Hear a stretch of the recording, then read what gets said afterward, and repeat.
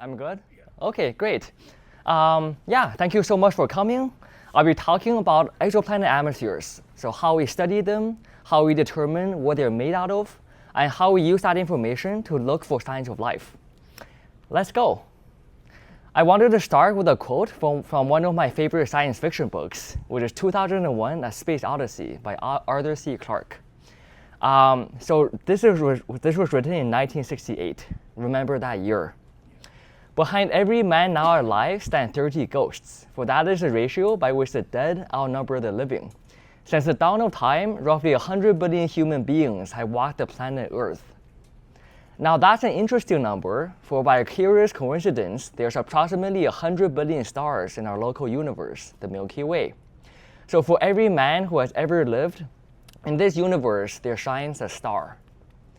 But every one of those stars is a sun, often far more brilliant and glorious than the small nearby star we call the sun. And many, perhaps most, of those alien suns have planets circling them. So almost certainly there's enough land in the sky to give every member of the human species, back to the first ape man, his own private, world-sized heaven or hell. How many of those potential heavens and hells are now inhabited, and by what manner of creatures, we have no way of knowing.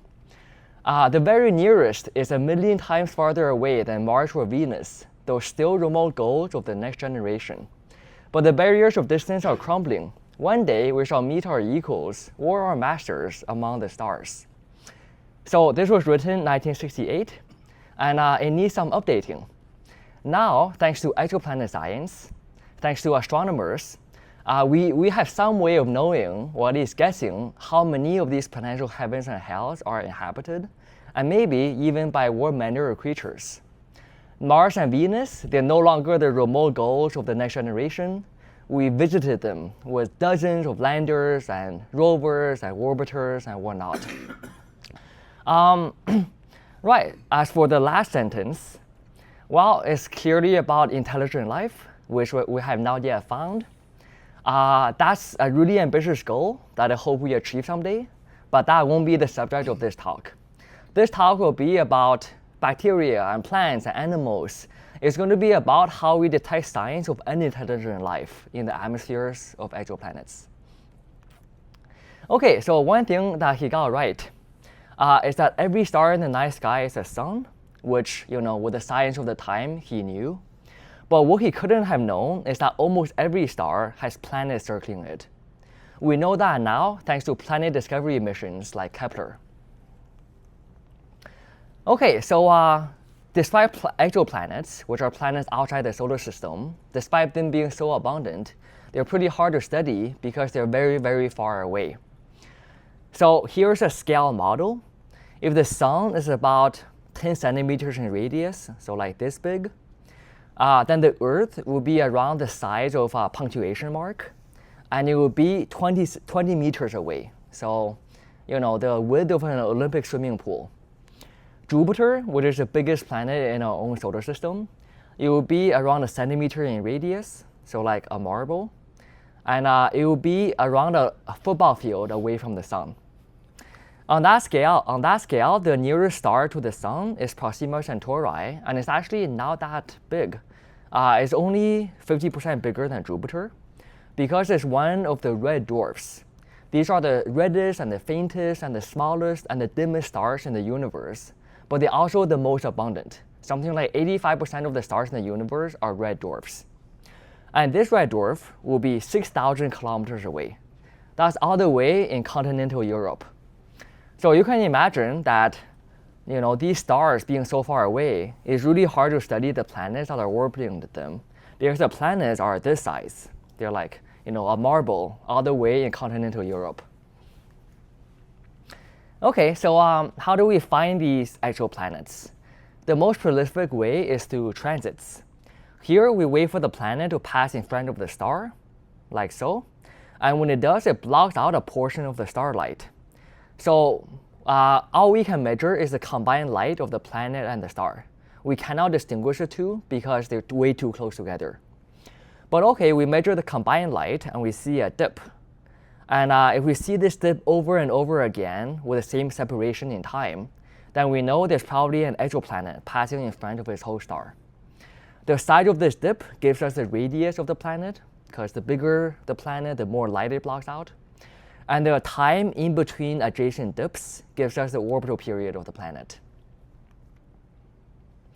Right, so Kepler, the mission that I mentioned earlier, it's a spacecraft that was launched in 2010, I believe, maybe 2009. But yeah, what it did is it stared at a small area of the sky. It monitored the brightness of the 100,000 relatively bright stars within that tiny region, and it looked for exoplanet transits. So the area of the sky it looked at is only 10 degrees by 10 degrees. If you stretch out your fist at arm's length, then the area of sky covered by your fist is roughly the area that's observed by Kepler. And even in this small area, it discovered thousands and thousands of exoplanets.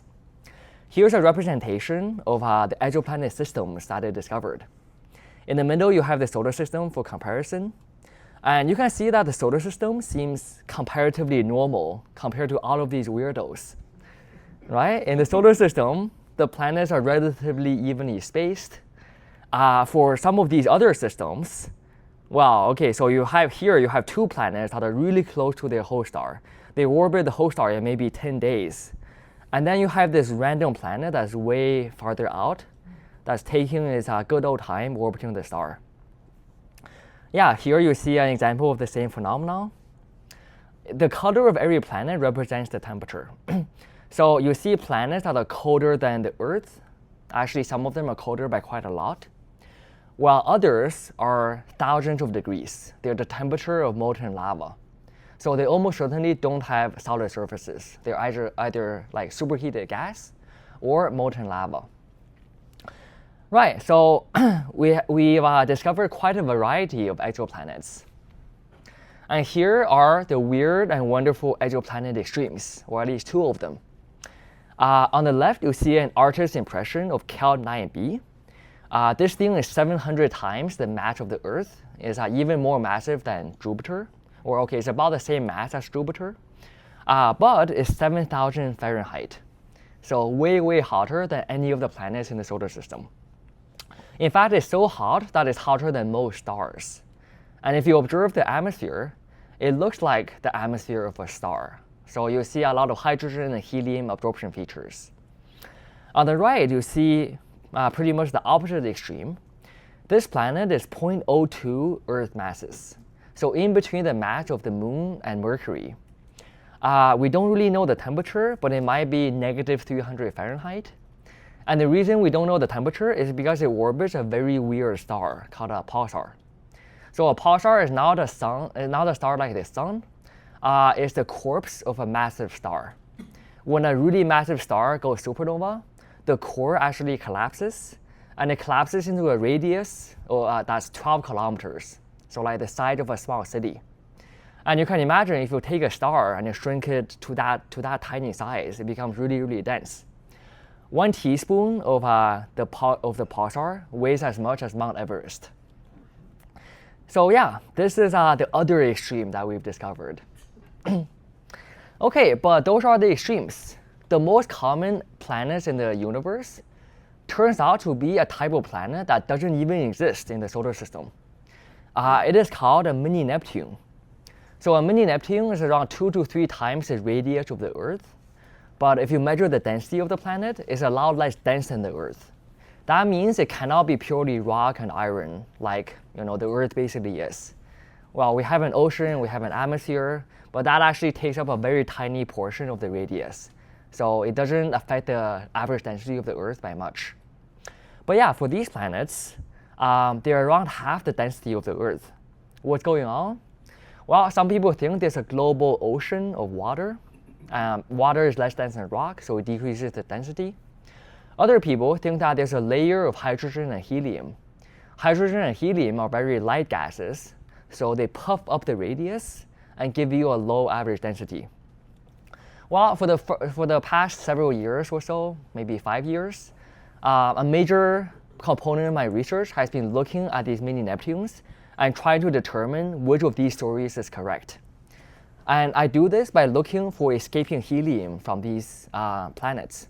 The idea being, if you see escaping helium, then you've got to have an atmosphere of hydrogen and helium. It can't just be water, covering the whole planet. Also, there's a different class of planet called the super-Earths, which are also really abundant in the universe. They're not as abundant as the mini Neptunes, but they're very close. The super-Earths are smaller than the mini Neptunes, and they are around the same density as the Earth, right? So it's possible that they don't have gas.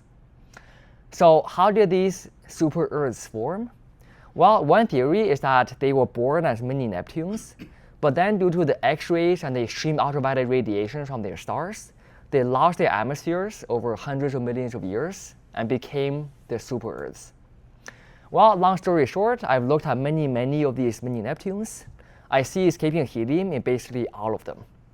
I can use these observations to measure the mass loss rate, so like how fast the atmosphere is escaping.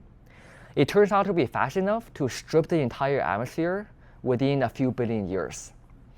So mini Neptunes probably do have hydrogen-helium atmospheres, and they probably are the progenitors, the origins of the super-Earths. Okay, so that's pretty cool. But neither Cal 9b, nor the pulsar planet, nor the mini Neptunes are likely to have life. They're way too hot. Two of them are mostly gaseous. At the bottom of the gas envelope of the mini Neptunes and the gas giants, the pressure is extreme. The temperature is even more extreme, so no chance for life. If we want to look for life, we want to look for rocky planets that are around the size and the mass of the Earth. And ideally, we want to look for them around M dwarfs, red dwarfs. Remember that M dwarfs are the smallest and the faintest, and the least massive stars in the universe. They're also the most common. And all of those things are good. The reason they're good is because the planet is a bigger fraction of the star in both radius and mass. So you're not overwhelmed by the brightness of the star as much as you will be for a rocky planet around a sun-like star. Right, so we want rocky planets around M dwarfs. And nature has been very kind to us in giving us TRAPPIST-1b. The TRAPPIST-1 system. So the TRAPPIST-1 system is a system of 7 transiting rocky planets. All of them are around the size and the mass of the Earth. And depending on how optimistic you want to be, 2 to 4 of them are in the habitable zone. So the habitable zone is the region around the star where liquid water could exist. It's not so hot that the water turns into vapor, and it's not so cold that the water turns into ice. Right, so TRAPPIST-1 seems like a godsend. Unfortunately, there's a problem, which is that red dwarfs are terrible hosts. They emit a lot of X-rays and extreme ultraviolet radiation, which is a type of radiation that's good at stripping atmospheres from exoplanets. They also flare a lot.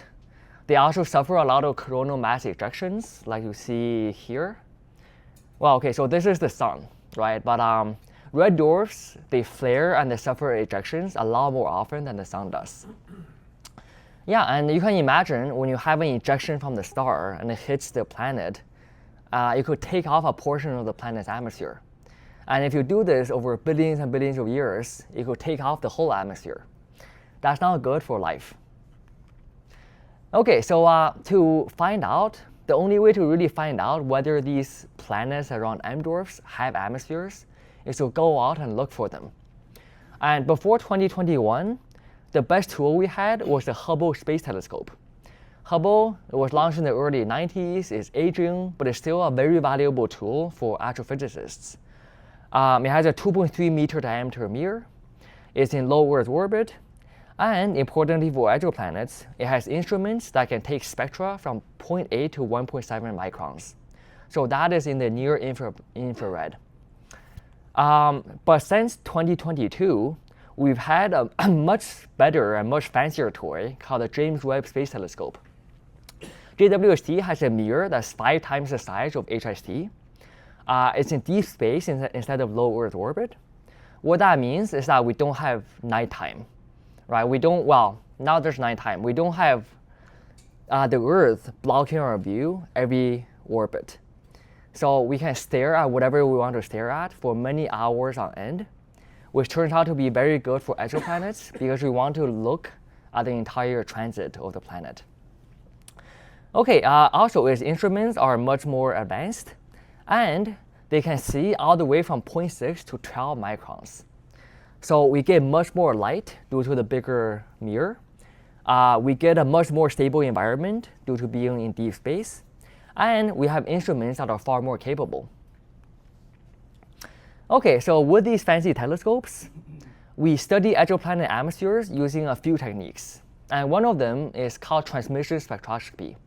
Here we wait for the planet to pass in front of the star, and we measure how much light it blocks out at different wavelengths. Why do we do this? Because if you have an atmosphere that's surrounding the planet, the atmosphere has molecules. And the molecules absorb different amounts of light at different wavelengths. For example, water, which is everywhere in the universe, it absorbs a lot more strongly at 1.4 microns than at 1.1 or 1.7. So if you see that in an exoplanet atmosphere, you can be pretty sure that there's water in this atmosphere. Okay, so here is the real transmission spectrum of a real exoplanet. WASP-39b is a hot Jupiter.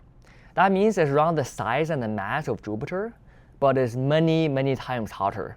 WASP-39b is around 800 Kelvin. I think that's around 1,300 Fahrenheit, if I'm not mistaken. But yeah, very, very hot. So here's the transmission spectrum taken by the Hubble Space Telescope. You can see this bump over here at 1.4 microns. That's due to water vapor.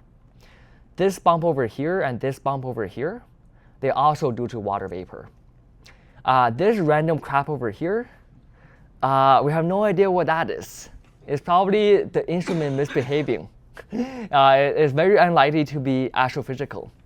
And the reason I can say that is because we have much better data from the James Webb Space Telescope. You can see the error bars are a lot smaller. And you can see that, especially at the short wavelengths, it looks a lot nicer. It's a lot more well-behaved. Okay, but I said that JWST can see all the way to 12 microns. So here's the entire transmission spectrum of WASP-39b, from 0.6 to 12 microns. You can see many, many features from many different atoms and molecules.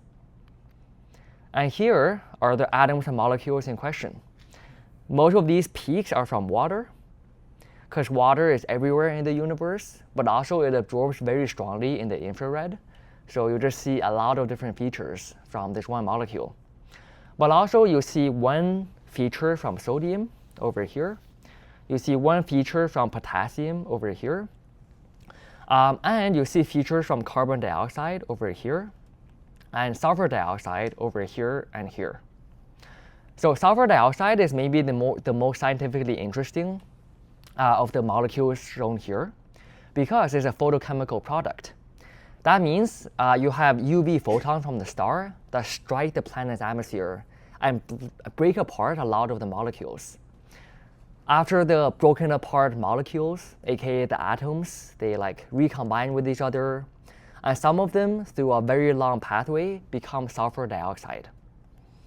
So SO2 is a photochemical product. Okay, so that's a hot Jupiter. Those are the easiest planets to study. What about the TRAPPIST-1 planets? I said that there's a few of them in the habitable zone. Can we look at them and see whether the atmospheres have anything interesting that might be indicative of life, or even if not, of interesting chemistry? Well, unfortunately, the star is very well behaved and it ruins the party. So we want the star to be like nice and smooth and homogeneous with nothing interesting happening on the surface. That way, when the planet passes in front of the star, you get a nice curve like this. Instead, what happens is that the star is full of spots and like bright spots called faculae, and there's like prominences and there's flares. It's a bunch of nonsense. And this nonsense makes it very hard to tease apart the stellar signal from the planetary signal. So here are some real JWST data for TRAPPIST-1F. this is one of the planets that are in the optimistic habitable zone. This is just the light curve. So you see the transit over here, but you see the brightness of the star suddenly peaks over here before declining. And that is a flare. That shape is very characteristic of a stellar flare. Now, almost every data set that we've taken of TRAPPIST-1 has at least one flare in it. Yeah, it's very difficult. We're trying our best. But so far, we haven't seen any clear signs that any of these planets have atmospheres. But stay tuned. OK, so partly because of all of these issues with transmission spectroscopy, I and some other people are developing a new method or pursuing a new method of studying exoplanet atmospheres. And that is emission spectroscopy. So here, so I already told you that when the planet passes in front of the star, let's wait for it. There we go. OK, you see a dip in the starlight, right? But if you wait half an orbit, then the planet goes behind the star, and you see another dip. And this dip is because you lose the light from the planet, right? So if you measure the size of this dip at different wavelengths, you can get something called an emission spectrum. And the emission spectrum also has dips and wiggles due to different molecules. So you can also study the atmosphere through this other method. But actually, it's better than that, because you can watch the system, watch the planet across an entire planetary orbit. That way, you don't just see the day side of the planet, which is the side that's blocked out when it goes behind the star. You also see the night side, which you see over here, so like close to transit. And you see every phase in between. So you can see when the planet is over here, you have quarter planet. So half the planet is illuminated, half of it is not. And when you're here, you also have quarter planet, but it's the other quarter. Yes, so here is the real emission spectrum of a hot Jupiter. I published this data in 2020, or to be clear, it's not my data. I published a model of it in 2020. This is data mostly from Hubble and from Spitzer. So in red is my model. In black is the data.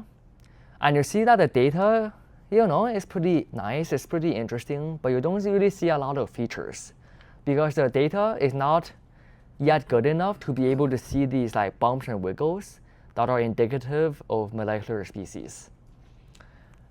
But since then, we've gotten JWST data. So I published this data in 2024, last year. And you can see this data is infinitely better. It's like, I do have error bars on this data, but they're so small that you can't even see them. You can see that over here, there's a very noticeable dip. And this dip is due to carbon dioxide. The fact that we see carbon dioxide in the atmosphere means that the atmosphere must have a lot of heavy elements. Astronomers call these metals, but they're not really metals because when anybody except an astronomer hears metals, they think iron and copper and nickel, right? When an astronomer talks about metals, they mean anything heavier than helium. So like carbon, nitrogen, oxygen. Yes, we like to abuse terminology a lot. And the reason we call these, the reason we separate them from hydrogen and helium is because they're far rarer in the universe than hydrogen and helium. Hydrogen and helium were formed in the Big Bang. Hydrogen is most of the universe, and helium is the other 15%. And the metals, they make up maybe 1% of the sun, right? And 1% of most stars. So anyways, there's a lot of metals in this exoplanet atmosphere, about 10 times what you find in the sun. And the reason for this is the fact that we see so much metals tells us something about how the planet formed. Namely, it supports the core accretion theory of planet formation. And the core accretion theory is that the planet formed from the bottom up. So essentially, first you had dust. The dust coagulated into pebbles. The pebbles were bound together into boulders and then planetesimals. And then the planetesimals accreted more pebbles and became Earth-sized planets. And then the Earth-sized planets grew a bit bigger into the super-Earths, or at least the progenitors of the super-Earths. I mean, by the time you're that big, you have enough gravity to suck in a lot of hydrogen and helium. So if you suck in a lot of hydrogen and helium, you grow exponentially, because the more gas you suck in, the bigger your gravity is. And before you know it, you're a gas giant, like Jupiter or Saturn. So that's the core equation theory of giant planet formation. And that naturally predicts a high metallicity for almost every exoplanet, which is indeed what we see. Okay, so another interesting thing you can do with emission spectroscopy, well, you can make a map of planets even smaller than Jupiter. You can make a map of a mini Neptune.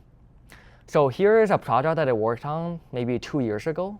I did the data analysis. And in the middle, you see the map that we made of GJ1214b. By the way, ignore the latitudinal information. That's all made up. The only thing that we can infer from these observations are the longitudinal variations. And on the left, you see exactly the longitudinal variations. Not surprisingly, the planet is brightest at the substellar point. So like the point that's right under the star. And it drops off in temperature as you go west or east. On the right, you see the spectrum of the planet at different times. And if you analyze the spectrum very closely, you can find signatures of water and methane. Okay, so let's push even smaller. Let's go to the rocky planets orbiting red dwarfs. For these planets, we don't quite have the data quality to detect molecular features. We can't really say, oh, there's carbon dioxide or oh, there's water. But what we can do is say whether they have atmospheres or not. And that's because if you have a thick atmosphere, then it transports heat from day to night, which cools down the day and it warms up the night. So by measuring the size of that dip as a planet passes behind the star, we can measure the temperature of the day side. If you have a hot day side, probably no atmosphere. If you have a cold day side, probably there's an atmosphere. Okay, so that's what this plot is showing. It's showing the ratio between the measured day side temperature and the maximum possible day side temperature. If this ratio is 1, there's probably no atmosphere. If it's a lot less than 1, then there probably is an atmosphere. For comparison, the Earth will be at 0.8 on this plot, and Venus will be at 0.6, so way, way below the bottom of this plot. Okay, so these are some data points, the data points we've collected so far with both JWST and an earlier space mission called Spitzer. And you can see that basically all of these planets are at least somewhat consistent with having no atmospheres. So is it time to despair? Should we give up and say it's a lost cause? I would say not yet, because if you look at these temperatures, well, 400 Kelvin is around 600 Fahrenheit, if I'm not mistaken. Around 300. And 2000 Kelvin is around 3000 Fahrenheit. So these planets are all pretty hot. They're all a lot hotter than the Earth is, and they're all quite a bit outside the habitable zone. So what if we look at planets that are closer to the habitable zone? What if we look at colder planets? Well, unfortunately, colder planets are fainter and they require a lot more time. But this question is sufficiently interesting that the director of the Space Telescope Institute, which manages JWST, decided to devote a 500-hour program to answering exactly this question. So JWST is going to look at a number of planets with different sizes and masses and temperatures, and see which of them have atmospheres and which of them don't. So to put it in the terms of the DDT program, it's going to map out the cosmic shoreline. For the solar system, we see a pattern where the most irradiated planets, and also the planets that have the lowest gravities, tend to not have atmospheres. And to the contrary, the planets that experience high gravities or that are farther away from the sun tend to have atmospheres. That makes sense because, well, the sun, particularly the X-rays and the extreme ultraviolet from the sun, tends to destroy atmospheres, while gravity helps you retain atmospheres. But does the shoreline apply for M dwarfs, right? And if it does, where is it? We don't really know. That's why we're using this program to try to find out. So yeah, this program has not begun yet, or rather it's been accepted, but we haven't taken any data yet. So when we take data, well, keep an eye on the news. You might see something interesting. Okay, so that's about how to study atmospheric composition. But once we've studied atmospheric composition, once we know, okay, there's water there, there's carbon dioxide there, and there's methane there, how do we know that there's life? Like what molecules are we actually looking for? Well, it turns out not to be that easy. Because first of all, you might think, why don't we just look for oxygen? Because on Earth, we have a lot of oxygen, and pretty much all of it is from life. So if we see an atmosphere that's 20% oxygen, like the Earth is, does that mean that there must be life on the exoplanet? Well, here is the model transmission spectrum of Proxima Centauri b. So Proxima Centauri is the closest star to the Sun, and it happens to have a planet, and this planet happens to be pretty close to the habitable zone. Well, okay, it depends on how optimistic you want to be, because it's a bit too cold, but maybe you can invoke a greenhouse effect. Maybe like they're emitting a lot of CO2 from their industries, and that's heating up the planet. I don't know. Maybe something's happening there that's putting them in the habitable zone. So if Proxima Centauri b is exactly the Earth, like a carbon copy of the Earth, then its spectrum will look like this. And you'll notice that there's barely any features from O2, right? There's like this tiny bump over here and over here and over here, but that's about it. And that's because O2 is a symmetric molecule. And it turns out that symmetric molecules have nearly no absorption features. They're invisible to our instruments. Okay, so if not O2, maybe ozone. On the Earth, ozone is present in very limited quantities, and it too is a photochemical product. So you have UV photons from the sun that arrive on the Earth, and they break apart some of the oxygen molecules. The O2, right, so then you have like free oxygen atoms floating around. Some of those free atoms, they meet oxygen molecules, and they form O3, which is ozone. So ozone actually has very strong features. Despite the very low abundance, it should be much more easily observable than O2 is. And if you have O3, then you must have O2, which that means life, right? Well, unfortunately, there's a moon in our solar system called Ganymede that also has a 20% oxygen atmosphere. That's not because it has life. That's because its surface is made out of water ice. The water ice sublimates into water vapor. The water vapor gets broken apart by UV photons from the sun into hydrogen and oxygen.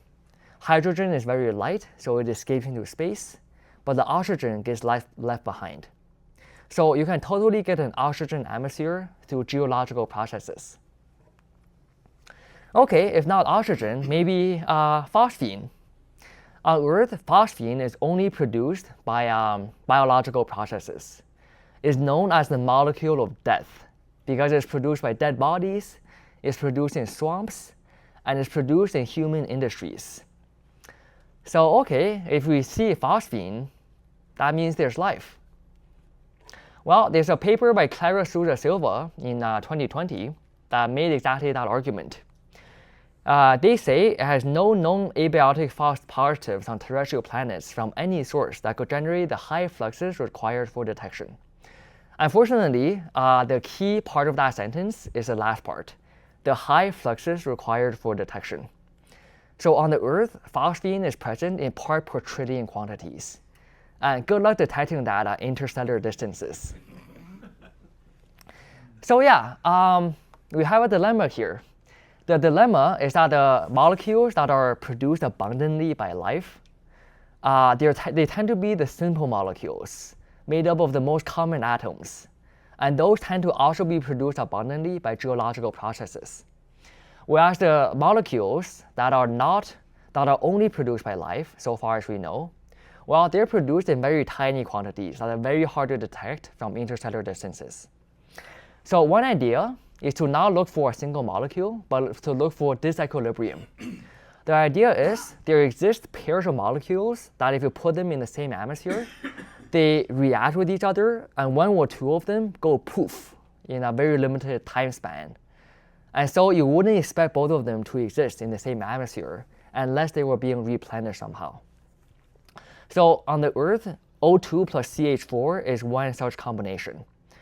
This combination is highly unstable, and if you just take the Earth's atmosphere, which does have both of these molecules, then within 12 years, the amount of methane will be halved. And within another 12 years, it will be halved again. And within a few hundred years, you shouldn't expect to see any methane at all. But you do because it's constantly being produced by life, and more recently by human industries. So to be more specific, we want to look for like redox disequilibrium. If you know some chemistry, you know that there's such a thing as reducing molecules and oxidizing molecules. And to put it extremely simplistically, if you're reducing if you don't have oxygen in the molecular structure, and you're oxidizing if you do have oxygen in your molecular structure. Don't tell that to any chemist because they're going to have an aneurysm, but simplistically, you can think of it that way.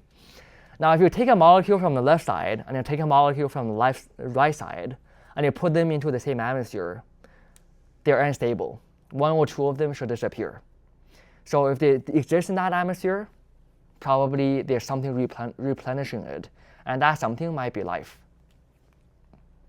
Okay, unfortunately, the problem with all of these approaches is that they amount to saying we don't know, therefore aliens. Right? We don't know a way to produce phosphine or oxygen or disequilibrium through geological processes, and therefore it's aliens. Well, we could make that statement if we knew a lot about the geology of these planets, but it turns out so far we know absolutely nothing. So there's a lot more work to be done to understand the volcanoes and the plate tectonics and the magma-atmosphere interactions and the space weathering and all of the very complicated processes that could be happening on these planets before we can say whether a certain gas or combination of gases is from life or not from life. Okay, so to end the talk, I wanted to give you two cautionary tales about biosignatures. I want to tell you the story of Venusian phosphine and the story of Martian methane. So in 2020, Jane Greaves and her team published a paper that contained these two emission spectra. These are of the Venusian atmosphere. They were taken by the James Clerk Maxwell Telescope and by ALMA. And in both of these telescopes, they see a feature that corresponds to phosphine. And remember that phosphine is supposed to be a biosignature gas. It's not supposed to be present in Venus in any significant quantities. Well, no sooner had this paper been published, did a flurry of rebuttals come out, saying no, they got it wrong, or like it doesn't say what they think it says. Interestingly, one of these rebuttal papers was by Jane Greaves herself, so the original authors of the paper. Yeah, and they discovered, the original authors, I don't know if they discovered it, but maybe somebody discovered it for them. But in any case, there was a bug in the pipeline, in the software that they used to analyze the data. Now, that's not their fault because the software is the official software published by the observatory, right? So it's not her fault that she just used the software and saw this feature. But nevertheless, there's a bug, and if you fix the bug, you go from this green line to this red line. So, here, there's obviously something at this wavelength, whereas in the red curve, maybe there's something here, maybe there isn't, but it's hard to tell, right? Well, in 2022, there's another team used a different telescope to look at Venus. This telescope is called SOFIA.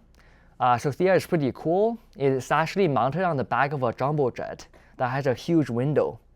So the jet flies up into the stratosphere, and it flies above most of the weather, above most of the atmosphere, And that way, the Earth's atmosphere has a minimal effect on the observations. It's basically a much cheaper way of making a satellite. Okay, so you can see that in their observations, if there is phosphine, they expected dips here, here, here, and here. Yeah, 4 different places. But in fact, they don't see dips at any of these wavelengths. So there's probably no phosphine in Venus. Okay, next, the story of Martian methane. So for several decades, beginning I think in the 1960s, people using ground-based telescopes have claimed to detect methane in the Martian atmosphere. And for many decades, nobody believed them. Nobody believed them because the signal is very weak and it seemed to come and go. So like some people saw them, some people didn't see them. Some people saw them at some times, like in some observations, but not other observations. And also, if you're using a ground-based telescope, you have to look through the Earth's atmosphere to look at Mars. But Earth's atmosphere has a lot of methane. So how do you disentangle the Martian methane from the terrestrial methane? Well, in the 2010s, NASA sent the Curiosity rover to the Martian surface. And that dispelled all doubts. There most definitely is methane in the Martian atmosphere. And not only that, Curiosity records both a daily cycle and a seasonal cycle in the methane abundance. You can see here that the methane is more abundant in the autumn than it is in the winter or in the late spring or early summer. So what has a daily and a seasonal cycle? Life does. Right? Like right now, if you go outside, trees don't have leaves. In the summer, they'll have leaves. So they'll produce different amounts of oxygen or whatever else it is they produce. So is this a sign of life? There's actually a professor at Caltech who thinks that yes, this is a biosignature and we probably detected life on Mars. As far as I know, nobody else believes him. Most other scientists think that it's probably some geological process that's producing this methane, but we don't know what it is. And the reason that there has to be a geological process is because Mars is a heavily oxidizing environment. So the atmosphere is mostly CO2. The surface has a lot of iron oxide. Under that environment, methane should disappear within a few hundred years. Right, which is very short compared to the age of Mars, which is many billions of years. So yeah, it's an intriguing mystery, but we don't really know what the answer is, like what's causing this. Okay, so I've talked a bit about how we discover exoplanets, or at least I've talked about the transit method. I've talked about how we look into their atmospheres to see what they're made out of. And I've talked about how discovering signs of life may or may not soon be possible. I essentially think that is not possible in the near future. So if you see any media reports saying otherwise, be skeptical. Right, so lots of time for questions. Thank you for listening.